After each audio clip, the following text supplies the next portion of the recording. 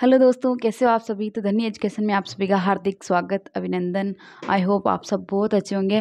तो कल अपने आधुनिक काल हो गया था, मतलब आधुनिक काल की भूमिका हो गई थी। उसके बाद में जो आधुनिक काल को 6 भागों के अंदर बांटा गया वो अपन ने देखा था।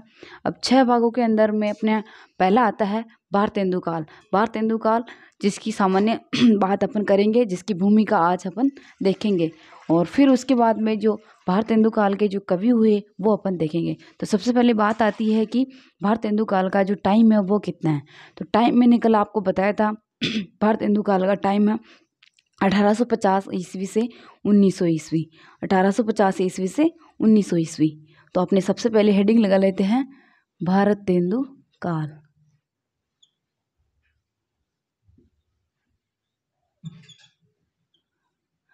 भारतेंदु काल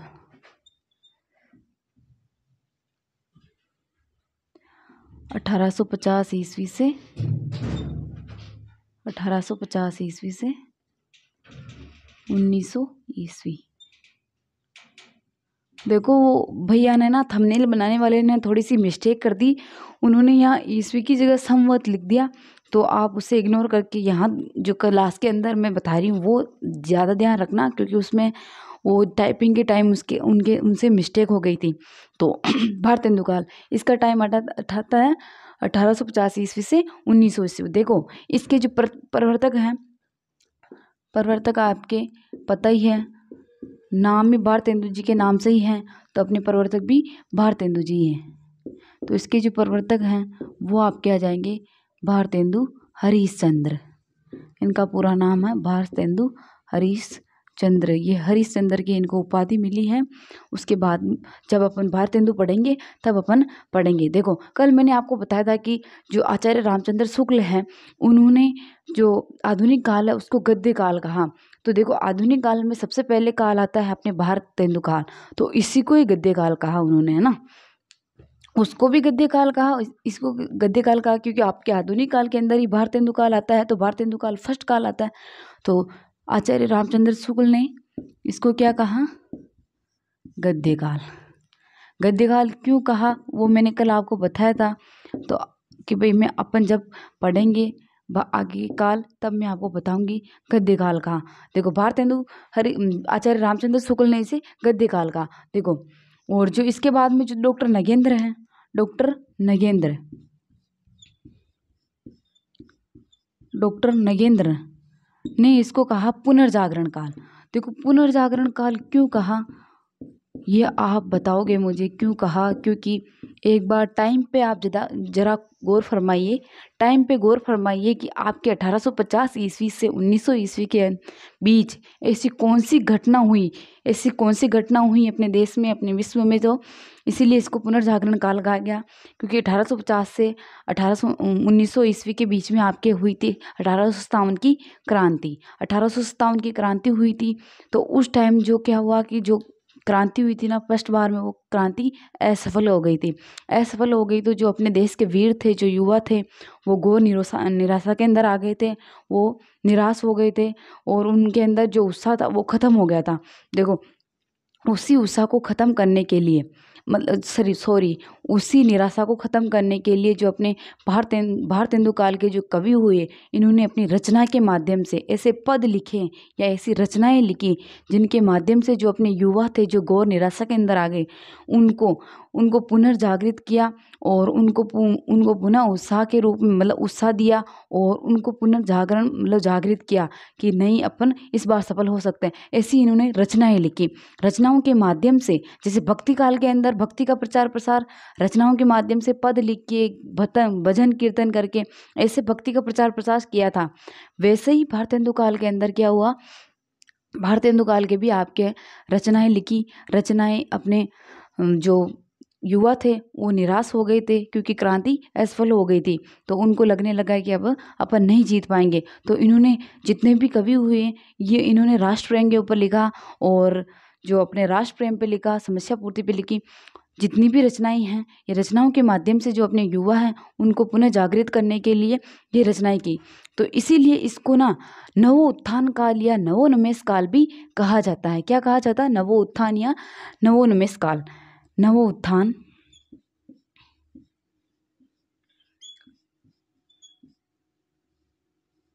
नवोत्थान या नवोन्मेष।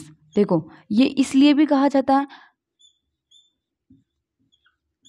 नवोन्मेष काल। देखो ये इसलिए भी कहा जाता है और ये इसलिए भी कहा जाता है। देखो जो शुक्ल है ना, शुक्ल ने 1868 ईस्वी से, सॉरी एक मिनट, 1868 ईस्वी से जो आपके 1843 ईस्वी से 1843 ईस्वी से 1868 का जो टाइम है ना, देखो शुक्ल ने क्या कहा, 1843 ईस्वी से 1868 का जो टाइम है ना, उस टाइम को संक्रांति या संक्रमण काल कहा। क्या कहा? संक्रांति या संक्रमण काल कहा। संक्रमण या संक्रांति।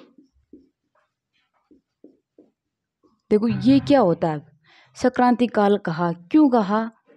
और शुक्ल ने, है ना, एक बात ये भी लिख लो आप, शुक्ल ने जो अपने जो आधुनिक जो भारतेंदु काल है उसकी शुरुआत 1868 ईस्वी से मानी। कब से मानी? 1868 ईस्वी से। क्यों मानी? क्योंकि शुक्ल ने कहा कि जो 1843 ईस्वी से जो 1868 का जो टाइम है वो तो संक्रमण काल था, संक्रांति काल था। संक्रमण काल, संक्रांति काल क्यों कहा गया? क्योंकि इसके अंदर मतलब दो कालों का मिश्रण हुआ, जैसे ऐसे लगा जैसे दो कालों का मिश्रण हुआ। जैसे आपके जो भारतेंदु है, जैसे आप भारतेंदु हरिश्चंद्र जी को मान लो, ले लो, इन्होंने गद्य भी लिखे, गद्य के अंदर आपके इन्होंने उपन्यास लिखे, कहानियाँ लिखी और बहुत सारी जीवनियाँ लिखी, आत्मकथा लिखी, ऐसे मतलब जो नई नई चीज़ें लिखी थे, जीवनी हो गई, कहानी हो गई, उपन्यास हो गए। देखो ये आपने आपके आधुनिक काल में हो गए। आधुनिक काल में जीवनी, कहानी, आत्मकथा ऐसे मतलब लिखने लग गए। और फिर आपके पत्र पत्रिकाओं का संपादन, देखो इससे पहले पत्र पत्रिकाओं का संपादन नहीं होता था। और जो ये पत्र पत्रिकाओं का संपादन इससे पहले तो थी नहीं, ये आधुनिक काल से चालू होने लगी, जब प्रारंभ हुई थी आधुनिक काल से। तो इसीलिए इसमें मतलब अनेक जो गद्य विधा मैंने आपको बताई दी। जैसे आपके किसी भी जो कवि है, कवि की रचना दे देंगे और पूछेंगे आपसे, बताओ ये रचना जो है, कवि तो आपके दे ही देंगे, ये रचना किस विधा से। जैसे विधा आपको बतानी है, जीवनी है या आत्मकथा है या कहानी है या कविता है या उपन्यास है, क्या है या निबंध है। तो आपको ये जो विधा है ना, ये विधा इसमें स्टार्ट हो गई थी और इसमें और पत्र पत्रिकाओं का संपादन होने लग गया। इसीलिए इसको जो शुक्ल है ना, शुक्ल ने कहा संक्रमण काल। संक्रमण काल, संक्रमण जैसे अपन लेते हैं किसी बीमारी के ऊपर लेते हैं तो किसी के हाथ लगाने से ही एक दूसरे से फैल जाती है वो बीमारी, हाथ लगाने से एक दूसरे से फैल जाती है। वैसे ही शुक्ल ने जो आधुनिक काल के अंदर जो भारतेंदु काल है उसके अंदर 1843 ईस्वी से 1868 ईस्वी का जो टाइम है उसे संक्रमण काल या संक्रांति काल कहा गया। क्योंकि इसके अंदर जो नवीन गद्य विद्याओं का जो प्रारंभ हुआ उसके अंदर बहुत सारी, जैसे जीवनी हो गई, कहानी हो गई, उपन्यास हो गए, इनका मिश्रण होने लगा सभी एक साथ। जैसे आप रीतिकाल ले लो, रीतिकाल जैसे अपन ने पढ़ा तो रीतिकाल के अंदर केवल ब्रज भाषा का प्रयोग हुआ था, उसमें केवल पद लिखे हुए थे। लेकिन इसके अंदर गद्य का प्रयोग हुआ और गद्य के साथ में क्या क्या लिखा जाए, जीवनी, कहानी, उपन्यास सभी लिखे गए इसके अंदर। इसीलिए इसको संक्रमण काल कहा गया, क्योंकि इसमें सभी का मिश्रण हो गया। ऐसे लगा जैसे दो युगों का या दो कालों का मिश्रण हो गया, इसीलिए शुक्ल ने इसे संक्रमण काल या संक्रांति काल कहा। देखो, और शुक्ल ने जो शुरुआत मानी वो कब से मानी? आपके भारतेंदु काल के शुक्ल ने शुरुआत मानी 1868 ईस्वी से। और इसके अंदर आपके और लिख लो आप, गद्य विधा का प्रारंभ, गद्य विधा का प्रारंभ।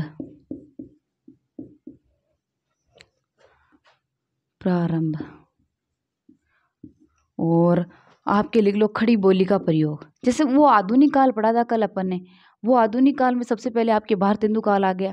तो वो जो आधुनिक काल की जो विशेषता थी वो आप भारतेंदु का काल है उसके अंदर आ जाएगी ना, खड़ी बोली का प्रयोग होने लगा।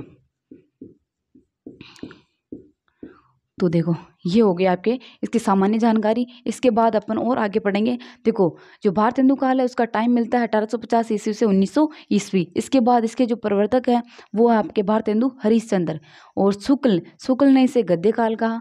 और डॉक्टर नगेंद्र ने इसे पुनर्जागरण काल कहा। पुनर्जागरण क्यों कहा? क्योंकि 1857 की क्रांति के अंदर जो अपनी पहली क्रांति हुई थी वो पहली क्रांति असफल हो गई थी। उसी असफल होने के कारण जो अपने युवा थे वो घोर निराशा के अंदर आ गए थे। घोर निराशा के अंदर आ गए थे तो उन्हीं युवाओं के अंदर वापस उत्साह और पुनर्जागृत उनको करने के लिए कि भाई अपन एक बार और प्रयास करो, अपन जी सकते हैं। तो उनको उत्साह और उनको पुनर्जागृत करने के लिए जो अपने भारतेंदु काल के जितने भी कवि हुए हैं उन्होंने अपनी रचनाओं के माध्यम से ऐसे पद लिखे, ऐसे रचनाएं की कि उससे अपने युवा वापस उसी स्थिति में आए और उन्होंने वापस क्रांति छेड़ी। देखो इसलिए इसे पुनर्जागरण काल कहा गया। और नवोत्थान और नवोन्मेष काल इसलिए कहा गया क्योंकि इसके अंदर नई नई विधाओं का प्रारंभ हुआ ना।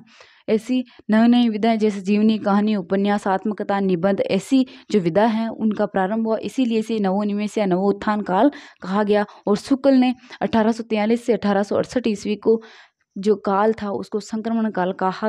और उसके बाद शुक्ल ने भारतेंदु काल का प्रारंभ माना 1868 ईस्वी। अब आगे बात करते हैं अपन।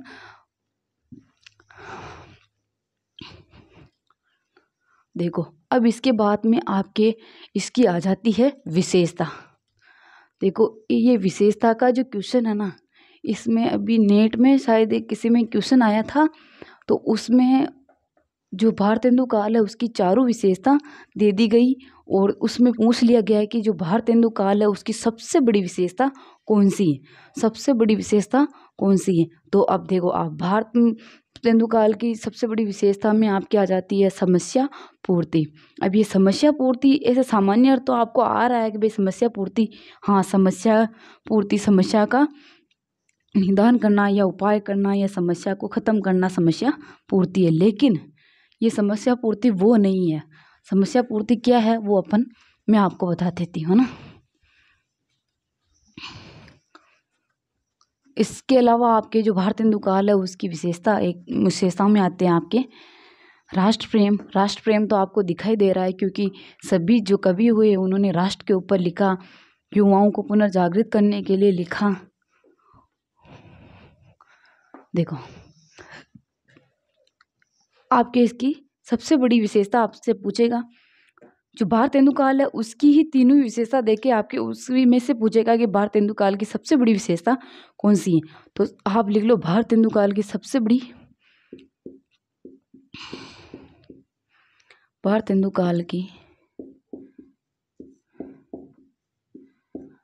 बड़ी विशेषता ना,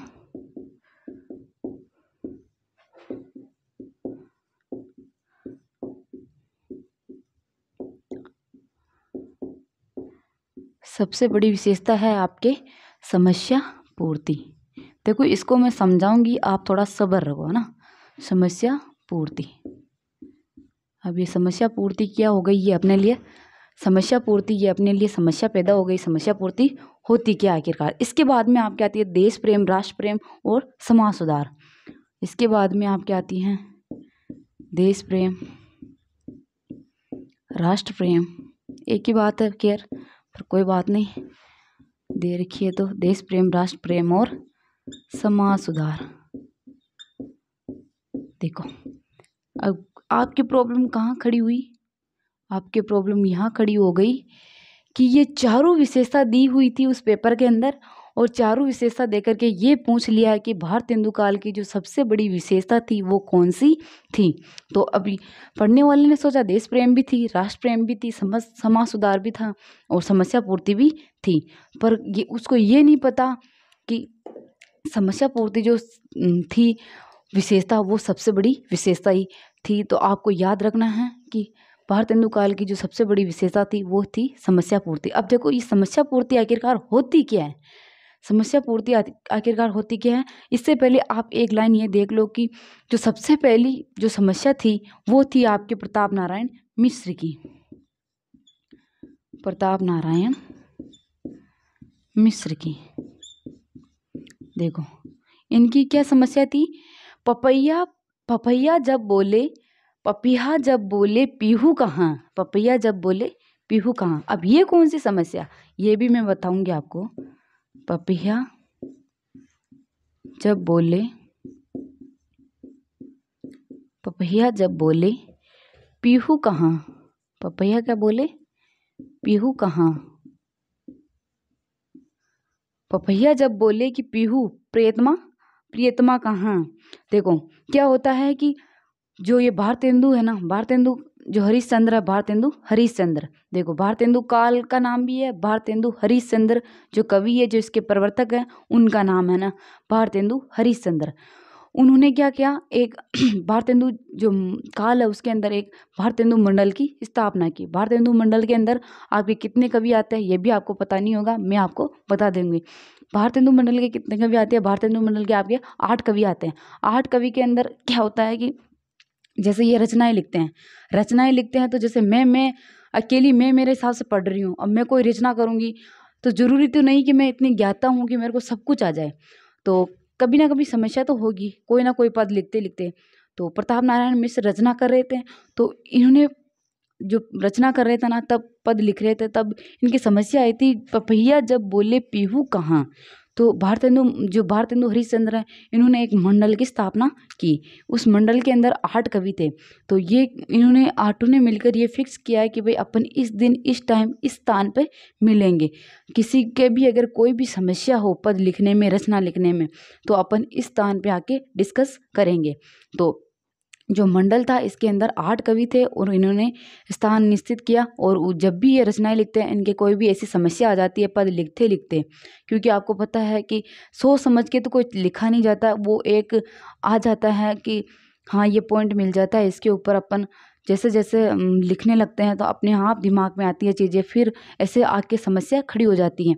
जैसे अपन ने तो कुछ लिखा नहीं है, लेकिन अभी आपके साथ वाले भी कोई होंगे जो शायरियाँ वगैरह लिखते होंगे, कोई ऐसे होंगे जो रचनाएं लिखते होंगे, कोई मतलब लिखते होंगे, तो मतलब उनके दिमाग में ऑटोमेटिक आती हैं। तो ऐसे ही ये लिख रहे थे, तब इनके क्या समस्या आई थी कि पपैया जब बोले पीहू कहाँ, पपैया जब बोले पीहू कहाँ। तो ये थी प्रताप नारायण की सबसे पहली समस्या।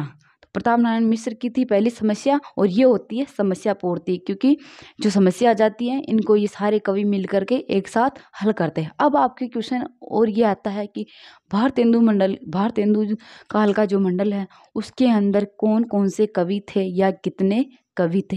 तो अब अपन उनके बारे में बात करते हैं कि उसके अंदर कौन कौन से कवि थे, क्योंकि आपके 3 कवि उनके नाम दे देंगे और इस एक दूसरे कवि का नाम देके बोल देंगे बताइए इनमें से भारतेंदु मंडल के कवि इनमें से कौन सा नहीं है और यह इनमें से कौन सा है। ऐसे आपके क्वेश्चन बन सकता है। तो आपके भारतेंदु मंडल के अंदर आपके 8 कवि हैं, उन 8 कवि के बारे में अपन बात करते हैं। इससे पहले मैं इनको मिटा देती हूँ ना। तो आपके भारतेंदु काल की सबसे जो बड़ी विशेषता है वो है समस्या पूर्ति, समस्या पूर्ति। उसके बाद में आपके समाज सुधार, राष्ट्र प्रेम, देश प्रेम। देखो ये जो भारतेंदु काल है ना, इसके अंदर पत्र पत्रिकाओं का संपादन होने लगा। पत्र पत्रिकाओं का संपादन जो द्विवेदी काल तक तो ना सबने अपने घर से पैसे लगा करके ये पत्र पत्रिकाएं निकालने लगे, वरना अभी तो जैसे अपन यूट्यूब पे भी कोई वीडियो डालते हैं तो उसके भी पैसे मिलने लगे। जैसे कोई क्लास लेता है, कोई वीडियो डालता है और कोई अखबार में कोई सूचना भी देता है तो उसके भी पैसे मिलने लगे। लेकिन पहले के ऐसे नहीं था। पहले जो ये पत्र पत्रिकाएं लिखते थे, संपादन करवाते थे, इनके पैसे भी ये घर से देते थे, है ना। ऐसा हाल था पहले। तो अपन शुरुआत करते हैं इनके भारतेंदु मंडल के कवि। देखो आप हेडिंग में लिख लेना भारतेंदु मंडल के कवि।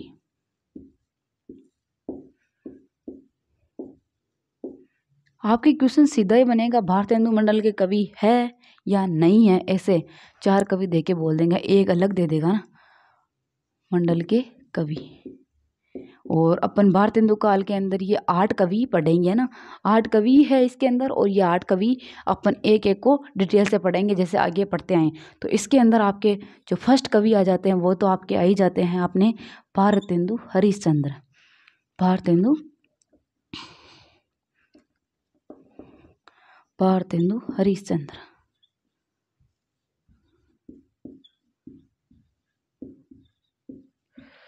भारतेंदु हरिश्चंद्र। इसके बाद में आपके आते हैं प्रताप नारायण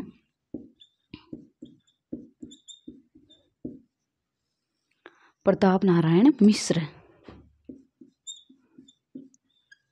और सबसे आपके क्वेश्चन बन ही था प्रताप नारायण से कि सबसे पहली समस्या किनकी थी, तो प्रताप नारायण की पहली समस्या थी और कौन सी थी, तो पपैया जब पूछे पीहू कहाँ। तो इसके बाद में आपके तीसरे कवि आ जाते हैं बद्रीनारायण चौधरी प्रेमगन। तीसरे कवि आ जाते हैं आपके बद्रीनारायण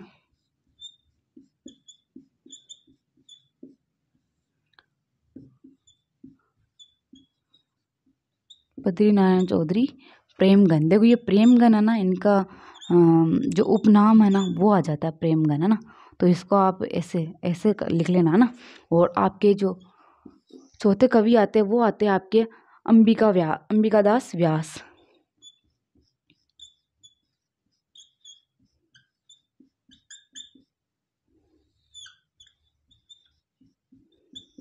अंबिकादास व्यास, भारतेंदु हरिश्चंद्र और अंबिकादास व्यास। और आपके पांचवें ले लो बालकृष्ण भट्ट। अभी तो चाहे कैसे भी लिख लो, अपन बाद में पढ़ेंगे तब मैं आपको इनका जो काल है उनके अनुसार पढ़ा दूंगी। बालकृष्ण भट्ट। और इसके बाद में आपके 6 नंबर ले लो आप राधा कृष्ण दास, है ना।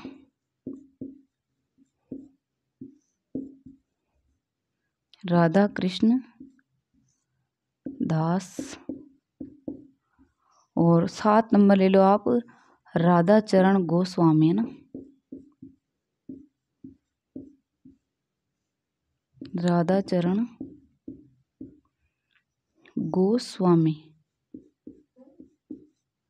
देखो पहले कवि आ जाते हैं आपके भारतेंदु हरिश्चंद्र। उसके बाद में आपके दूसरे कवि आ जाते हैं प्रताप नारायण मिश्र। तीसरे आ जाते हैं बद्रीनारायण चौधरी प्रेमगन इनका उपनाम है। इसके बाद में आ जाते हैं आपके अंबिकादास व्यास। इसके बाद में आ जाता है आपके बालकृष्ण भट्ट। इसके बाद में आ जाता है राधा कृष्ण दास। और इसके बाद में आ जाता है, देखो ये राधा कृष्ण दास और राधा चरण गोस्वामी, इनकी रचनाएं भी मिलेगी आपको। रचनाओं के आगे चलकर रचनाओं में भी इनकी समस्या होगी, तो इसके नाम में भी समस्या होगी। तो ये राधा नाम के 2 कवि थे ना। और इसके बाद में आ जाते हैं आपके आ जाते हैं ठाकुर जगमोहन सिंह।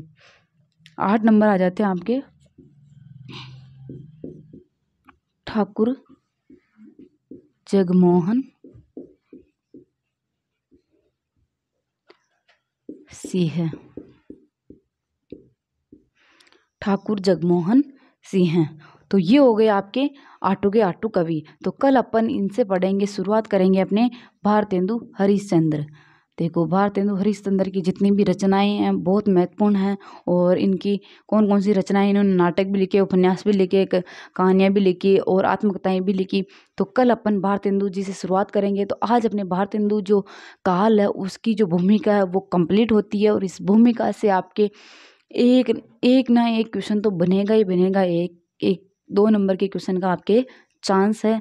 तो आप अच्छे से इसको भी तैयार करना, क्योंकि आपके आगे से शुरुआत करने से पहले जीरो से जो कॉन्सेप्ट है वो तैयार होना बहुत ज़रूरी है।